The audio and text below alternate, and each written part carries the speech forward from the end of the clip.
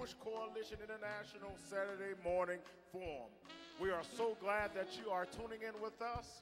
We are so glad that you are here worshiping and visiting with us. Today, we would like to recognize our mothers. It's Mother's Day. Give our mothers a big hand of applause. And the push is on. The push is on. The push is on. You shallow.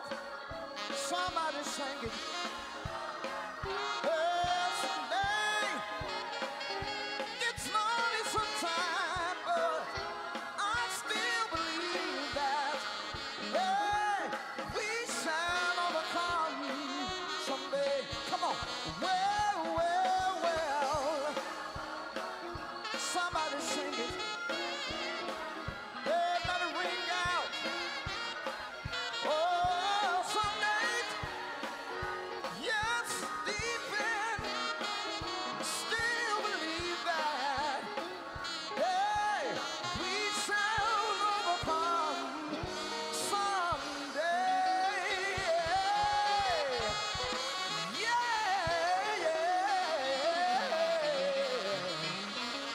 Someday.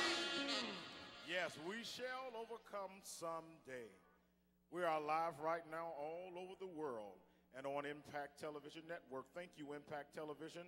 We're live and we're on WVON AM Radio 1690 and iHeart Radio, and we're streaming live from our website, rainbowpush.org, and our Facebook Live at Rainbow Push Coalition. We welcome our international family, those who are watching across the continent of Africa and across South Africa, across Europe and in the Caribbean and China. Thank you for joining us this morning. We welcome our family here in the United States, and especially in our satellite offices and our satellite cities across the country of New York City, Washington, D.C., Detroit, Atlanta, and Silicon Valley. Fighting is what we do here at Rainbow Push, and we are fighting for you. Call us right now. Reverend Jackson would love to hear from you.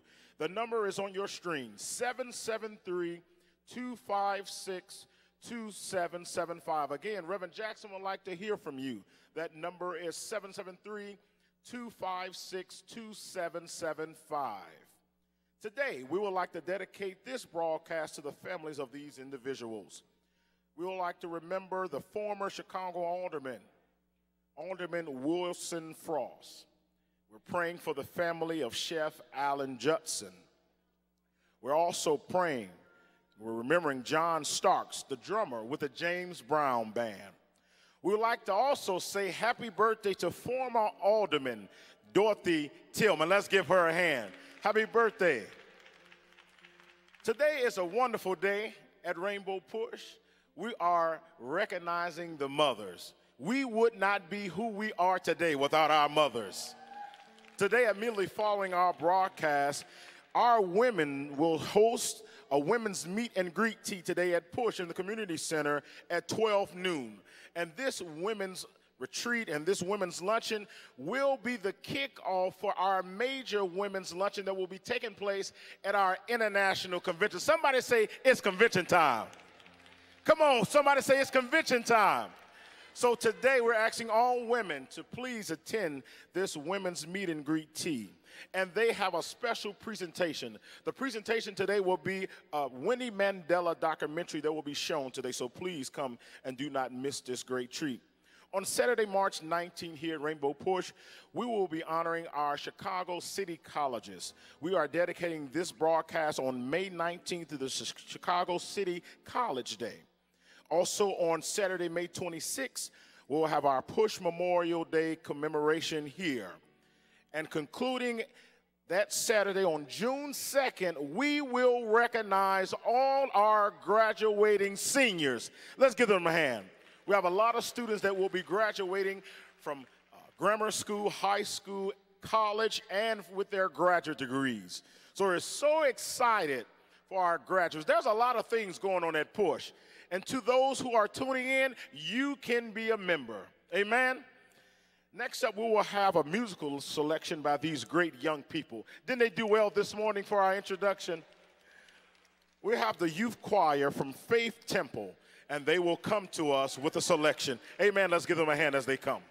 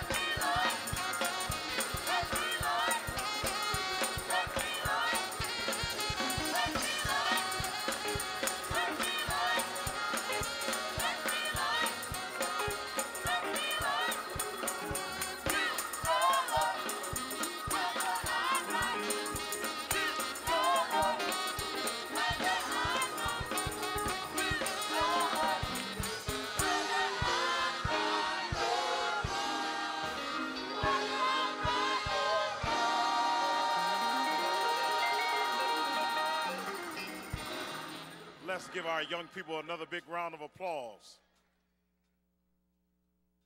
In life, you only get one time to do something, and it gives me a great honor and a privilege to introduce, well, not even introduce, this is his house, to bring to this stage and bring to this podium the founder and president of this great organization. If it had not been for the Reverend Jesse Louis Jackson Sr., some of us would not be here. So why don't you stand up on your feet and give a major big round of applause to the man who's still fighting, who's still preaching, who's still leading people for freedom and justice and equality, the Reverend Jesse Louis Jackson Sr., our president and founder.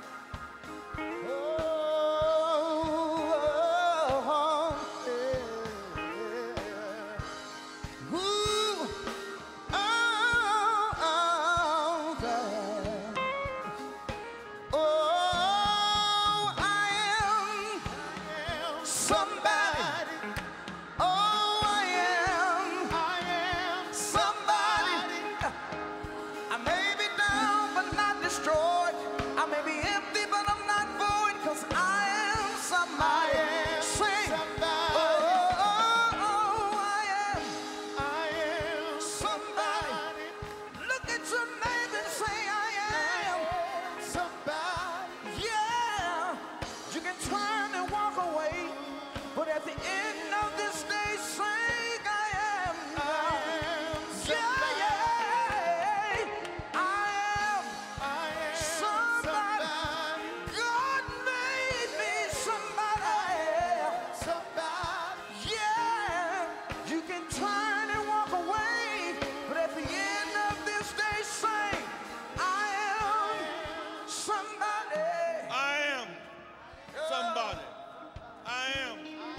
somebody.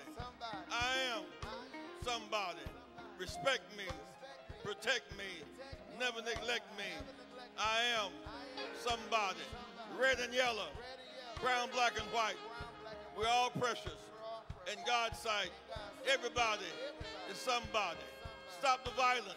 Save the children. Stop the violence. Save the children. Keep hope alive.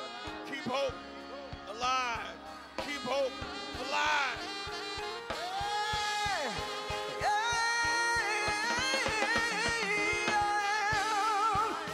Somebody look at your neighbor and say, I am.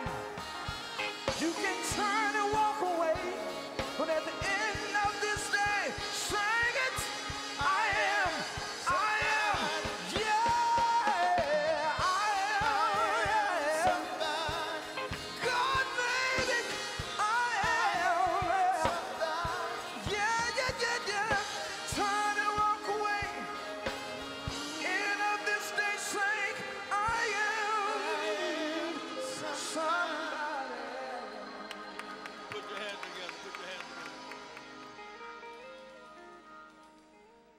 There's so much ground to cover on this as we honor mothers today, working mothers, fighting mothers. Strong women keep coming. Say, strong women keep coming. We honor our mothers as transformers of our society who are born the heat in the middle of the day.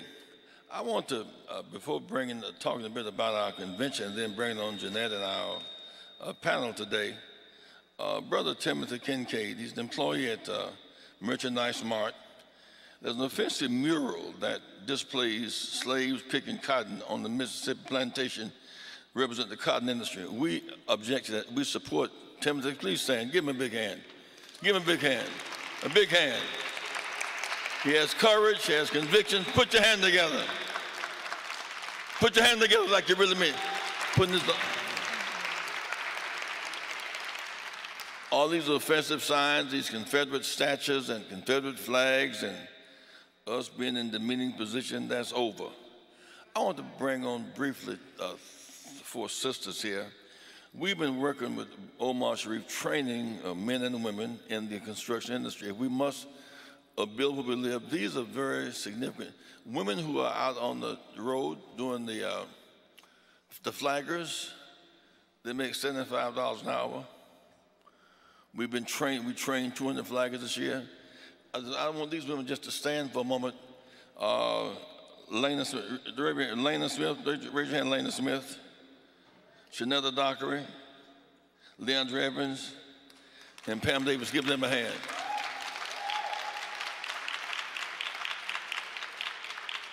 They're making up to $66 an hour in construction. Put your hand together. Big hand. These women are making $30 to $66 an hour in construction. And their march, their freedom fighters, they're sustaining their, not 15, they're 6 to 6 now. Put your hand together.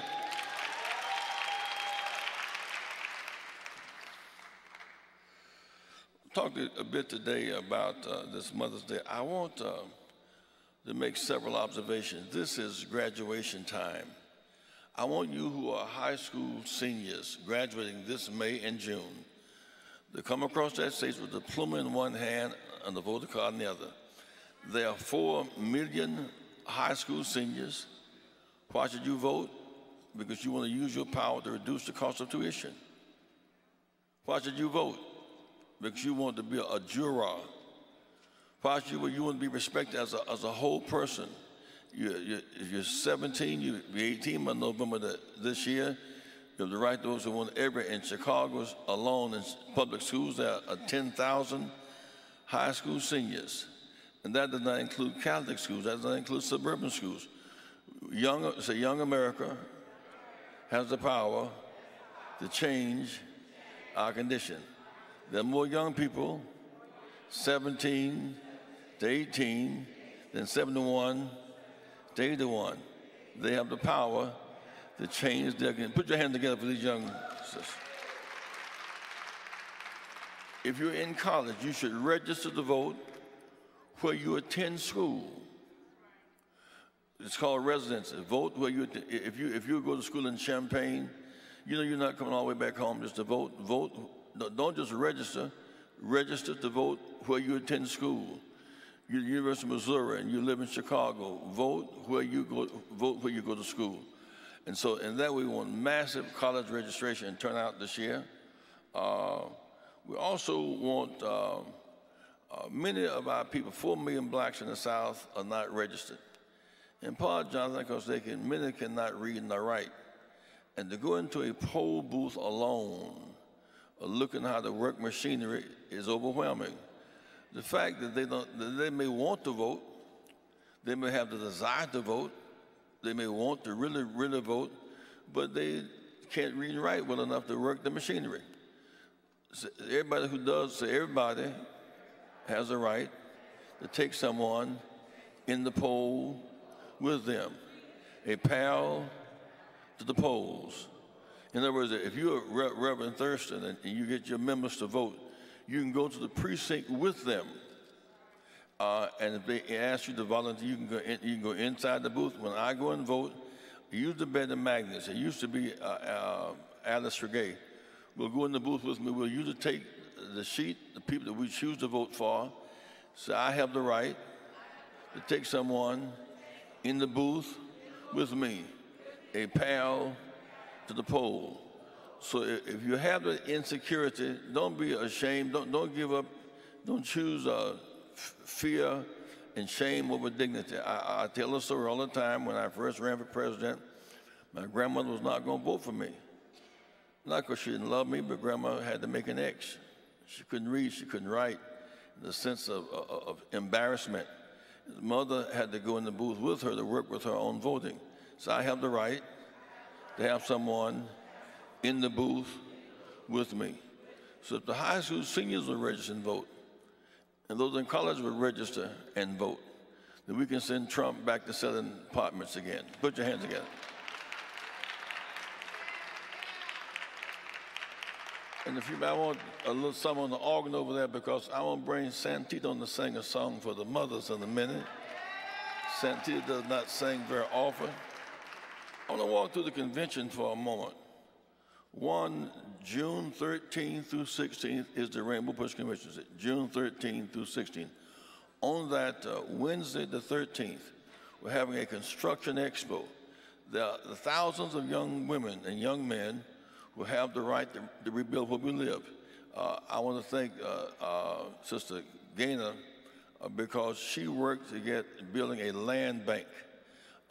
If we have workers who can remove lead paint and take lead out the water, those are $50+ an hour jobs. If we remove the lead paint, if we clean up the debris, if we tear down houses that cannot be restored, if we restore houses that can be restored, those are jobs that represent $50 to $100 an hour. Some Commonwealth jobs come with us and start at $90 an hour. These are very serious jobs. So call me, meet me at Push today, 773-373-3366 to stop by today. You're looking for a construction. We open our convention with a construction expo. We'll have major construction companies will be here, and the city, the county, and the state will be here on the 13th. That night will be our gospel event, the Clay Evans Gospel Affair. We'll be that night. We're honoring Reverend Clay Evans, the Clay Evans Festival, and that night we'll have B.B. Winans. We'll have the Mass Choir, Ludilla Evans Choir, Reverend Charles Jenkins, and the Fellowship Choir. He's the hottest songwriter in America today. Give a big hand for Reverend Jenkins. Darius Brooks will do the Mass Choir. He'll direct it. Santita and DeAndre will be doing the MC. We're going to have we're going to honor Pam Morris that night. We're going to honor Sonia that night. Honor Reverend Lucius Hall that night. We're going to honor Reverend Macy Woods that night. Give all them a big hand. And so what I want you to do, that's Wednesday the 13th. For the convention, it's just $50 to register for the convention. As we take on, if we vote our numbers this fall, as opposed to watching all this entertainment by Trump's shenanigans every night on TV, We have a new Congress. If we vote our numbers, people like Maxine Waters become chairman of committees. But 15 blacks in the caucus become chair of committees if we vote our numbers. You have Bennett Thompson from Mississippi be chairman of Homeland Security. So we have the power, we have the confidence and the faith to get our share of jobs, our share of votes, our share with elected officials. On that Thursday morning, we're going to have our business breakfast. Mark Morial will give an address on the state of Black America and our state of contracts in Silicon Valley and Wall Street, as well as our role that we play in banking and in financial services. At noontime today, the ministers' luncheon, ministers from around the nation will be gathering. Reverend Waller from Philadelphia, Reverend Jefferson, Reverend Moss. We have a great luncheon on that day.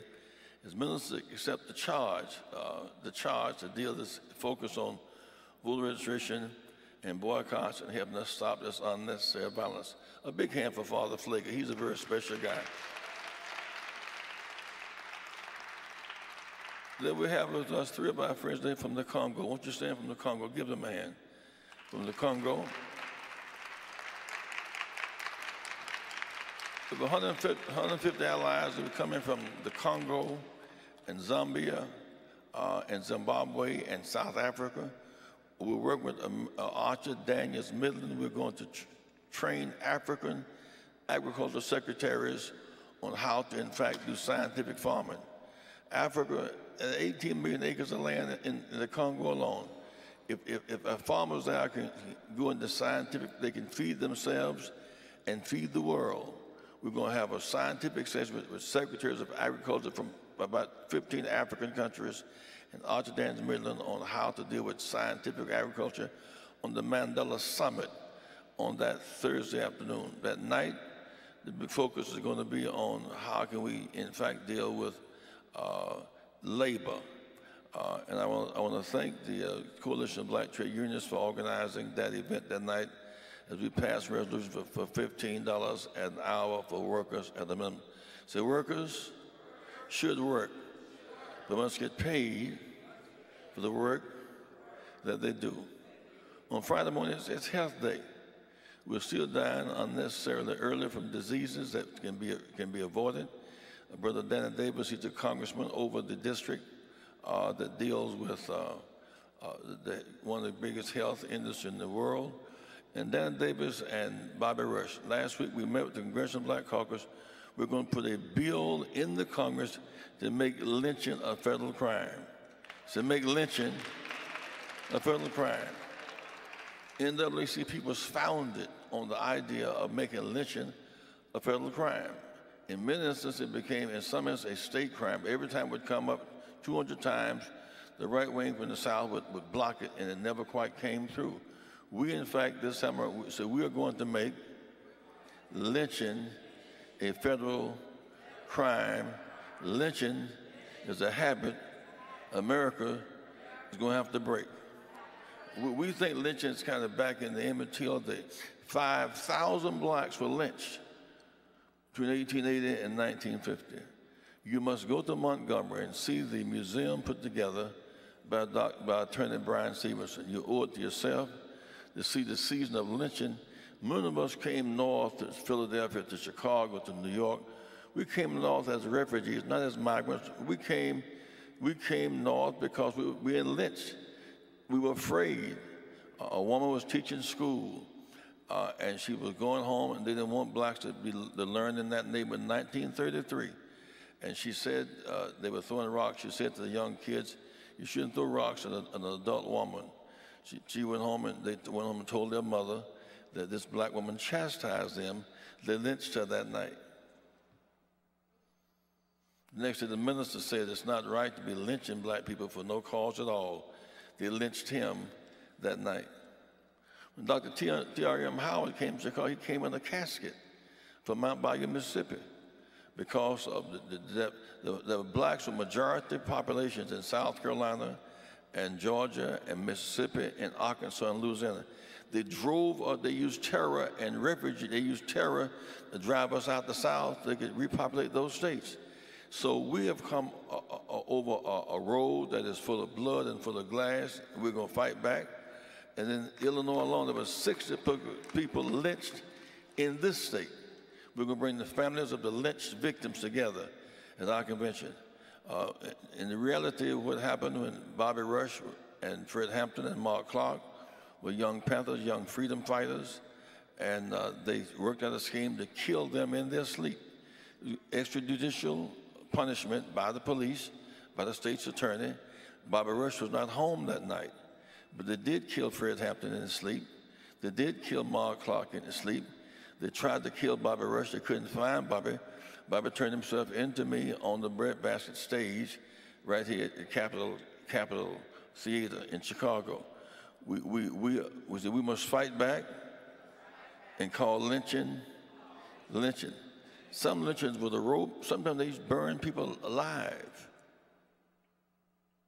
Go to church on Sunday morning, the day at 4 o'clock, there'll be a lynching at XY Street at 4 o'clock today. People leave church and go to the lynching, come back and finish worshiping. We have been through hell, my friends. And so we're fighting back.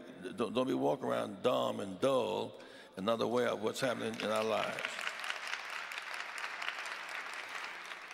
And then on that Women's Day will be on noontime on Friday. We're honoring the Winnie Mandela. Winnie Mandela's daughters are expected to be here from South Africa.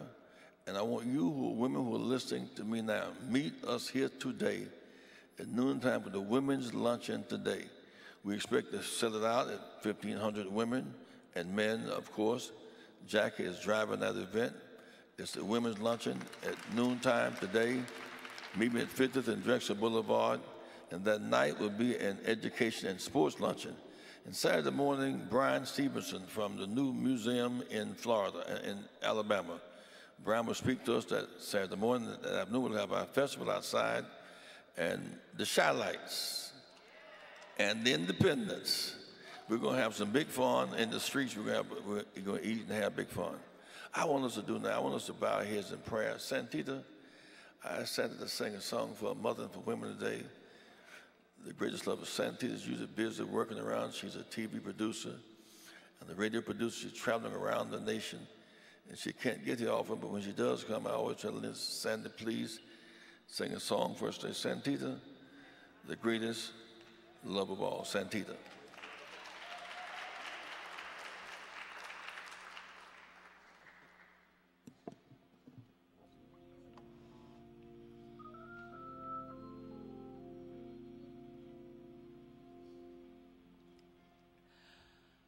I believe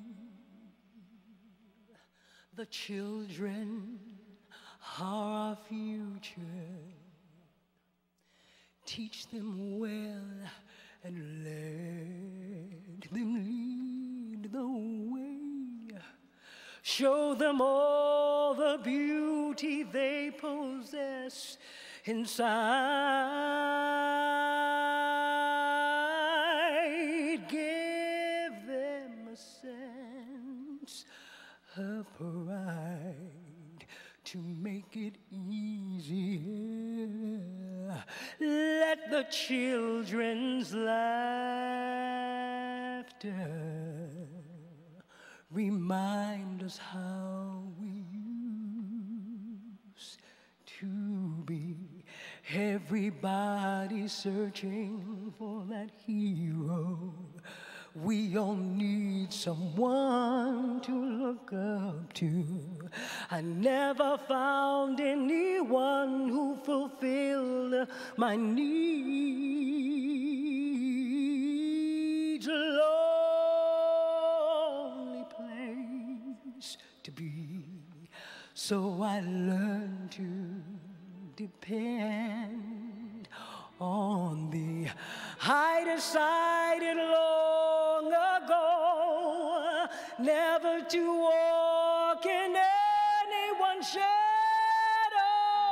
If I fail, if I succeed, at least I lived as I believe. No matter what the world takes from me, can't take away my dignity, because the greatest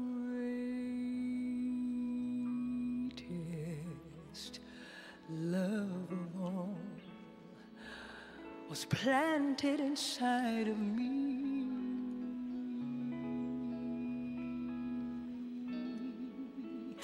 My mama gave me the greatest love of all, and now it's inside of me. The greatest love of all.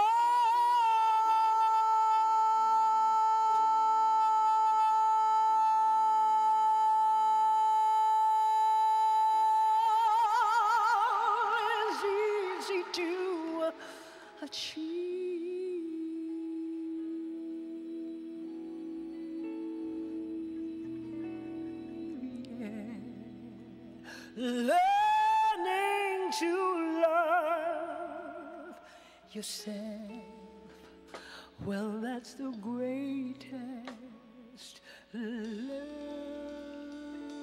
of all. And if by chance that special place that you've been dreaming of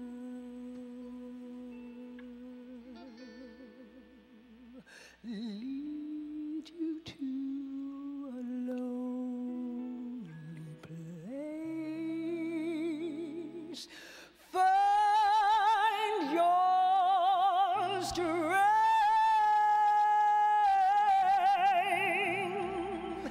in love.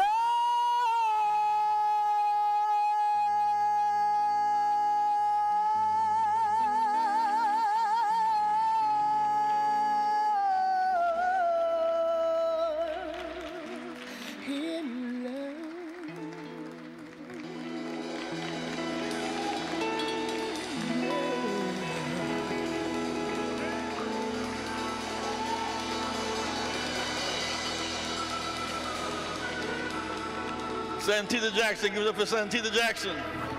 Let's hear for Santita.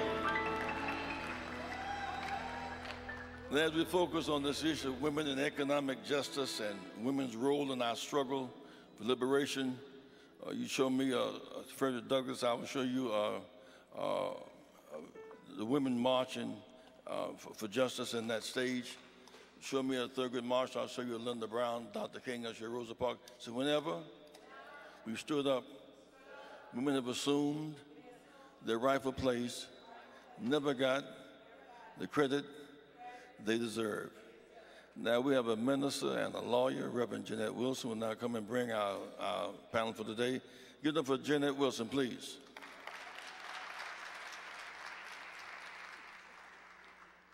Thank Reverend Jackson and the members of the Board of Directors and Jonathan for this Women's Day, Mother's Day weekend broadcast. This is an unusual moment. There are so many issues that women face today, and we have a powerful panel of women that will join us and have a kind of a brief discussion, more of which you will hear during the convention.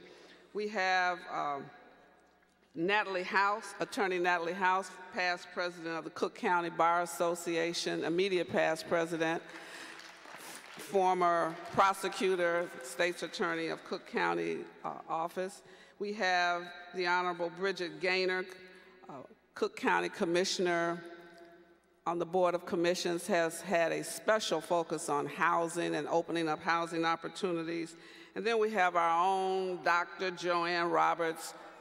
They say she's a retired educator. She never stops working. She is one of our educators that really gives us the context for education in America.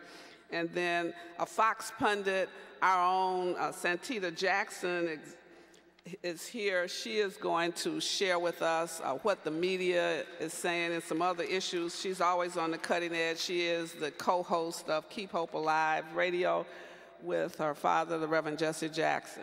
Won't you women take a seat? Now, this Mother's Day weekend, and Reverend Jackson has challenged us to really look at Mother's Day for what it was designed to do. It was never designed for us to figure out how many different color flowers we would wear and who would take us to dinner on Mother's Day Sunday. It was never designed for a commercialization of the work and sacrifice that women make each and every day. And so we want to share with you some of the challenges we face as women and mothers and some of the opportunities we have to change the narrative. Here we are 50 years after the Kerner Commission. And that report, convened by the president, chaired by Otto Kerner, 50 years ago, said that we lived in a country with two nations within it, one black, one white, one rich, one poor. And so we want to talk about how do we think America looks at women 50 years later, when in fact women at that time were about 1/3 of America's workforce. Today, we're 50% of the workforce in America. How do we look 50 years later? I could start with you, Santita. Wage inequality. We do not make the money. We do the work, but we don't make the money. And if we don't make the money, so much of our lives collapse. We're still dealing with harassment in the workforce. As we look at the Me Too movement, one of the things that we've not discussed is the plight, well, we haven't discussed it widely enough, the plight of blue-collar workers, not just their wages, but the indignities that they have to suffer every day.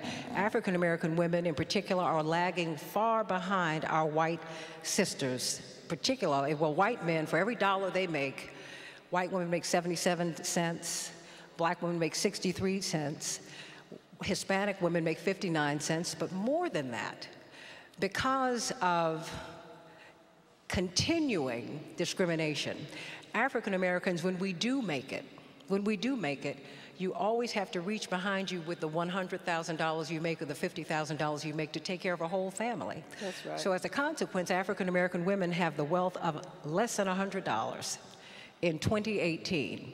Less than $100. We are living from payday to Monday. Still, even those of us who make $100,000 a year or more are dealing with those kinds of issues. So, 2018, that's where we are. This is 50 years after the Kerner Commission, 50 years after the assassination of Dr. King. 50 years later, Natalie, Attorney House, we're looking at a criminal justice system that still incarcerates more African Americans than any other race in the world. Tell us a little bit about some of the challenges we face in juvenile justice, criminal justice. You've been a litigator for a number of years, far too many, in many ways, having to be the prosecutor for some of these cases. Well, one of the issues that I see facing the criminal justice system for women is that women victims get treated a little bit differently than men. One of the crimes that's committed against women, a rape, there's always an issue where where we're testing her credibility or her veracity. There's always that issue. So that is something that I think that is still pervasive in our society, that women are inherently untruthful when they tell these stories. So that was one of the big issues that I think face the criminal justice system. And then when we see the number of women that are in power in making decisions as it relates to criminal justice, in the prosecutor's office, as you know, the prosecutor is the one, in the criminal justice system, the prosecutor is the one that makes the decision to bring the charges. We are lucky here in Cook County to have had two women that have been chief executives making those decisions. But the question is in the lower level in the ranks, how many women do we see, in particular black women, do we see making the everyday decisions in the courtroom? Where are those women? That's what we need to see in order to be able to bring justice to women in our court system. So she's talking about women in the courts and in the where you are arrested, and it is a prosecutor that approves charges before the case ever goes to trial. Well, now we're 50 years after the Fair Housing Act, and Reverend Jackson and many others worked to get access to mortgage lending because we are continually redlined then and now. And this Commissioner, Bridget Gaynor, has made housing one of the issues of her entire career, I would think that's all we hear her talking about. So tell us a little bit about where you see housing today, and in particular as relates to what women should focus on.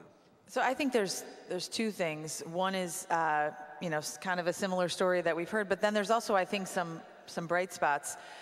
You know, in the city of Chicago and across the country, every immigrant group that came to this city used housing and real estate as a way to build wealth. That was not an opportunity for African Americans because they weren't allowed to get mortgages because of redlining and explicit decisions by the federal government. So this wasn't something that just kind of happened. This was intentional. And so that first rung on the ladder where you were really able to create wealth was missed. And so one of the things that when we started the Cook County Land Bank after the foreclosure crisis, the whole point was, how do we create wealth in all communities, especially in the Black community? And we did it in two ways. One is we go out and actively seek small developers to rehab housing. Look, lots of people know how to rehab a house. New cabinets, toilets, you know, drywall. But the going to court for a year, the fact that this man-made system that we come up with that put all these impediments in people's way, that's what got in people's way, not the ability to do the work. So what the Land Bank does is got rid of all those impediments. You don't have to go to court, you don't have to hire a lawyer, you just have to know how to do the work. And what I'm proud to say is, at the end of this year, 5 years in, we will have rehabbed our 500th house. That's great. And 80% of those houses are for home ownership, because we believe that home ownership is a way to not just bring stability to communities, but also wealth to the person who owns the house. But more important than that, that work has been done by 200 small developers, over 75% of whom are African American or Latino. But the interesting story, and on Mother's Day, it's a great story, our biggest increase in our new entrepreneurs are women, African American women. So we just had a lunch last week out at the Kroc Center, and we had 50 women there who are developers. Some were real estate agents, but some came from careers that had nothing to do with real estate. Because when you look at rehabbing a single-family home, it's design, it's coming up with a way that a home works, it's a project plan, and who's better at doing all that than a woman? This, you know, creating a home is what we do. And so this influx of female developers, in fact, Bridget Washington has her own company now. She developed our 200th house. This is the opportunity for people to create wealth and spread that wealth around the community because they hire locally. You know, we have the greatest luck with our female developers of getting them to hire young people who've maybe had a criminal history but need to get back into the workforce.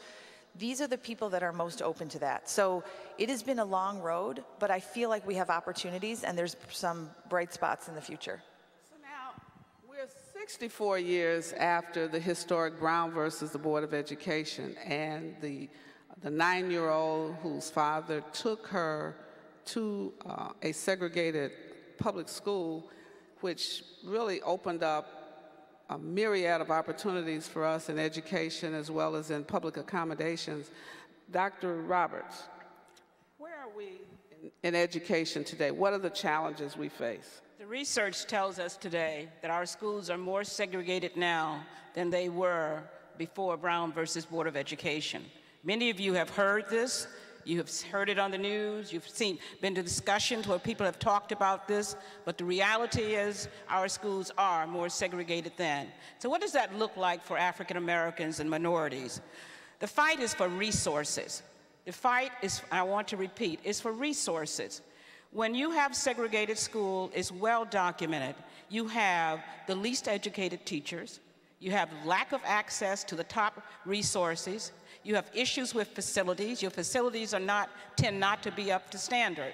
This is the reality. And these issues of race continue to infiltrate the educational system. Now, we have made pockets of excellence in some cities, but in a small measure. But today, if you were to visit many urban schools, many children who come from high minority populations and communities, you will find their schools lack these kinds of resources. I always want to say, well, what can we do about this? It's in our hand. It is in our hand. It is in the parents' hand. It is in the legislators' hand to begin to face these challenges and ask the question, where are the resources? How are they being used? Why is it that our school have 100% teachers with masters and PhDs, and this one opens schools with vacant classrooms. These things will continue to go on until someone is willing, or we are willing as a people, to step forth and begin to ask the question. We still have issues with textbooks. Today, there should be no issue of textbooks. With all the technology that we have, children should have access to resources. Many schools will tell you, well, we use an online curriculum. How well is the teacher trained to do what? Teach that curriculum. How well is the teacher trained to access to the resources to utilize that curriculum in such a way that the children benefit from it?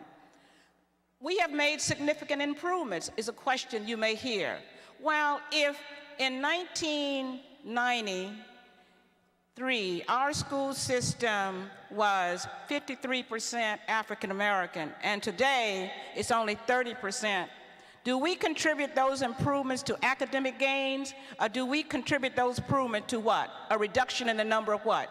Students, African American students. Someone needs to ask the hard questions so that we can clearly see where are the improvements. One more issue. There's a lot going on in education, but I want to hit on one more issue.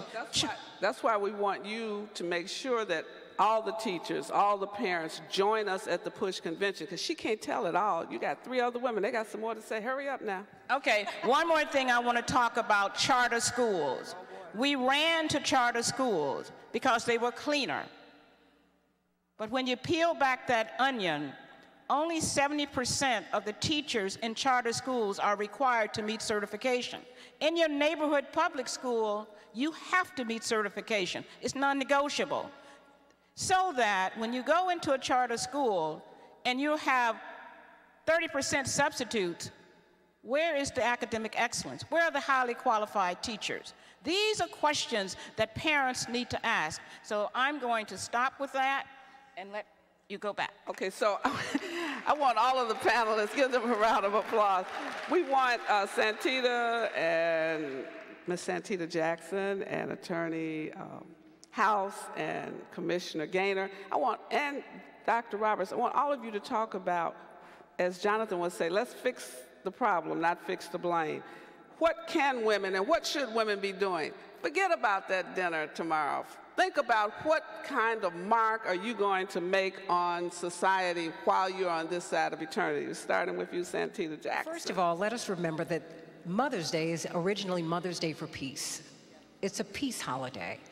After the Civil War, after the blood and carnage, which is still the bloodiest war that Americans ever fought, more than 600,000 people were killed, mothers came out and cared for Northerners and Southerners. Northerners and Southerners. And they said, after all of our children have been killed, we don't want another child to die any place in the world. I was talking to Dr. Damon Arnold yesterday, and he was traveling in Mexico, and he found out that there was a civilization that had not fought a war for 600 years because the women were in charge. The mother said, I will not send my child to war. But this story will not get out if we do not deal with our media. That's something that I'm forever grateful to Reverend Jackson for pulling me into. We have to control the narrative. We're controlling the narrative politically in 2018. Women, African American women in particular. But reach out to all of your outlets so all of these women can get on television and radio and tell your story. At Operation Breadbasket, as I close, and Operation Push, when I was a little girl, we had something that Betty Magnus used to do, media education. That's right. Every time you call a radio station or send an email or contact a television station, there is a calculation. Each call, each email means X number of viewers or listeners. Trust me, the power is with you, the power is with the people, but you must seize the reins and don't give them away. Control your narrative. Natalie? Well, I think in terms of making impact, one of the legacies that I want to live is just empowering women in empowering black women in particular. I think that one of the issues that faces our community, our black community, is that we don't recognize sexism when it exists. We have to recognize that sexism exists in the black community. Sexism existed in the civil rights movement. So one of the things that I would like to do is to make sure that we hopefully will be able to elect a female president. Sexism is prevalent in this society. The United States of America is one of the few countries that has not elected a chief executive woman as its chief, as our commander-in-chief. And we need to really think about that, and we need to examine one of the reasons why the narrative that exists against women. I was talking about earlier about there's a narrative that women are inherently untruthful. When Hillary Clinton ran for president in 2016, that was something that she faced every day. Crooked Hillary, that was something that Trump just beat in, he beat it into the narrative of the media on a daily basis. And people bought into that because that is something that exists about women. It certainly exists in the black community as well. I had a colleague ask me one time, he said, well, I mean, what are you gonna do? You're a woman and you're black. Which one are you gonna choose? You're gonna choose being a woman or are you gonna choose being black? Well, I can't choose either one. I am both. So I am what they call a double minority. And I think that as women, we have to, as black women in particular, we have to educate ourselves about and have self-knowledge about what it is that we face so that we are able to then empower our communities and make our communities much stronger. So that is my mission for 2018, and I was hoping that I'll be able to leave that mark. Gaynor? So following on both these things, look, this is about power and about organizing. So I started my career as an organizer with the church, and it was this idea that said, look, if you don't have institutional power and you don't have money, you have people.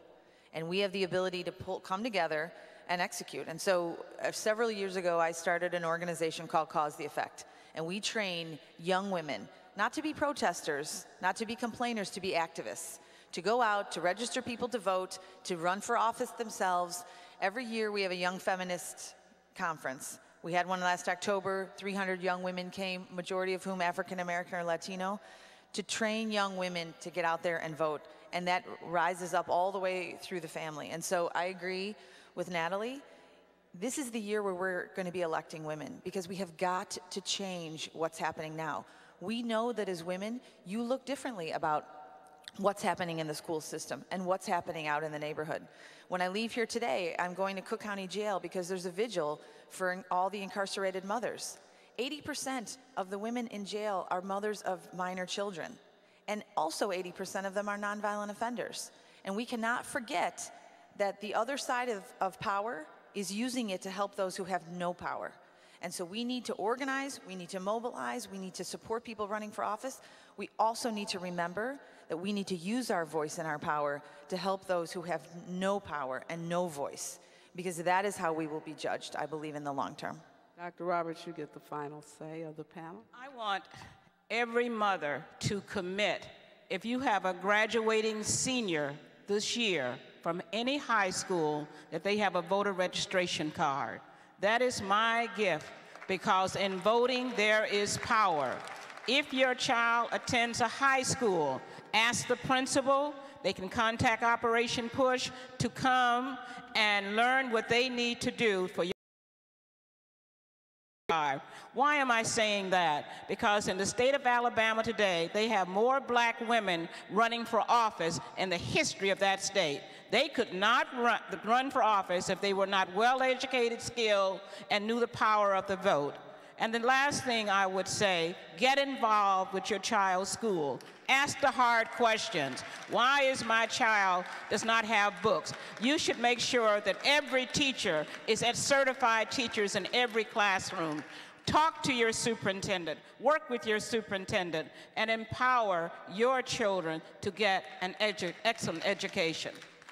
And what I want all of you to do, not just women, but women in particular, we are the primary heads of households. Now, Mrs. Jackson, if she were here on the panel, she would say, you must purchase a ticket for the women's luncheon. Why? Because we're honoring the memory of some powerful women. Winnie Mandela, but for her, Nelson Mandela perhaps would never have been freed. His memory would have not been lifted as it was. For 27 consecutive years, she kept the freedom movement going. And so we're going to honor women in that tradition, not because we are mothers, not because we've lived a long time, but because we fought a long time. When we look at Linda Brown, we're not honoring people in the memory of Linda Brown because she was born, but because she did something. Her act to go to a segregated public school at 9 years old, each and every day being called a nigger, being called out of her name, each and every day, that little girl and her father's action caused us to have Brown versus the Board of Education. It's Linda Brown and others versus the Board of Education, Topeka, Kansas. So we're going to be honoring women in her tradition. When we look at all of these powerful women, the staple women, that's why you're coming to the convention, to get empowered, to get inspired, to get informed. You want to go in construction and make some money, you unemployed or underemployed, you a temp worker, come sign up for the convention so you can get registered and be one of those jacket-wearing, flag-carrying women making $60 an hour and you can feed your family. You don't have to work a temporary job, never get benefits, never get health care, never get a vacation or a sick day. You want to be empowered, you need to join us. If you're a woman in ministry, you need to come to the clergy luncheon. If you're a woman in business, you need to come to the business breakfast. Register, register, register. Reverend Jackson. Put your hand together, Father. Give the panel a big hand. Send the panel. Give the panelists a big hand. Come on, choir. Put your hands together. Gun Rainbow Push. 773-FREEDOM, 773-256-277. Call me right now. We'll do our listening around the nation. 773-256-2775. We need your help. Work to be done.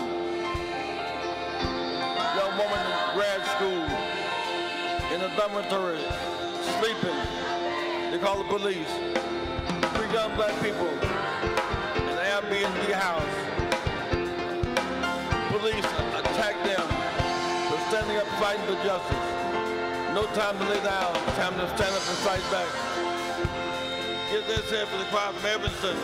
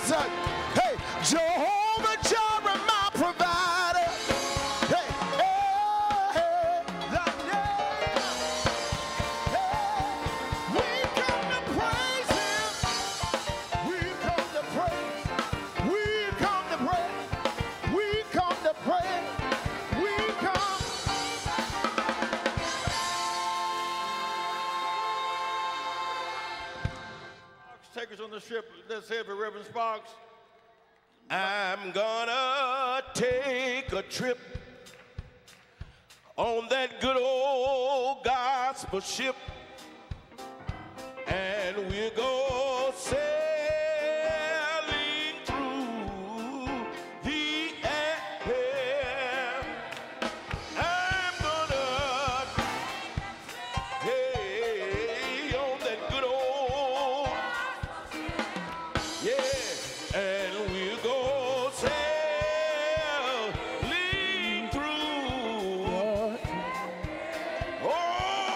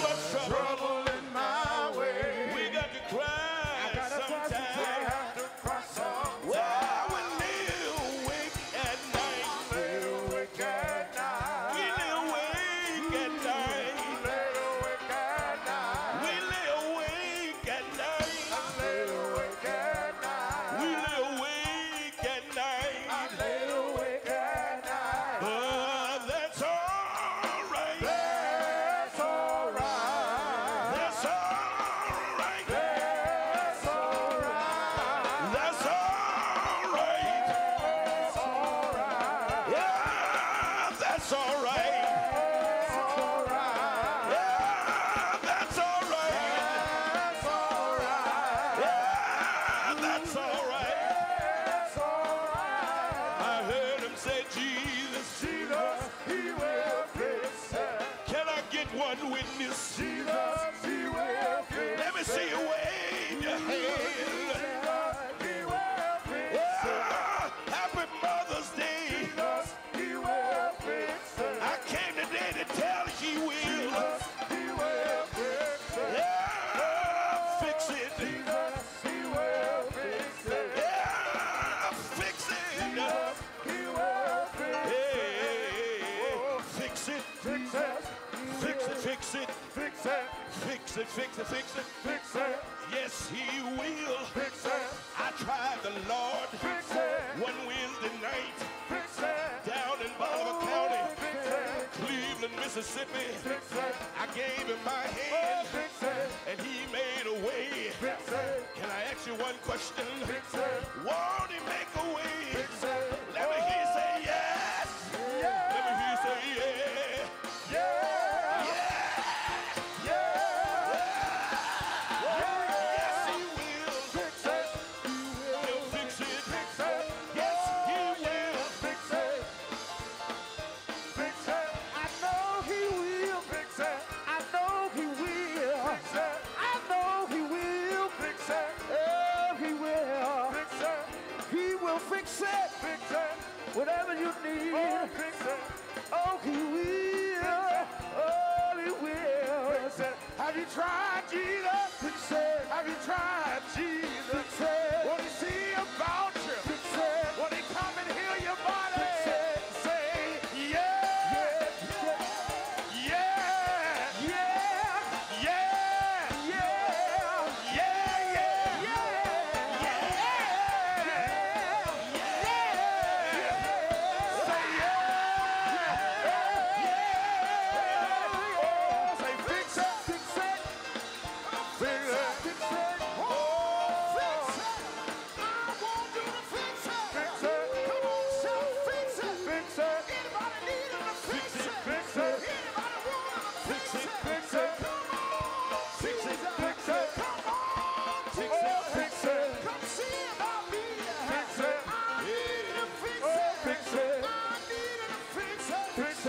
I'm gonna take a trip. Stand together. Let's hear it. Mississippi Quartet.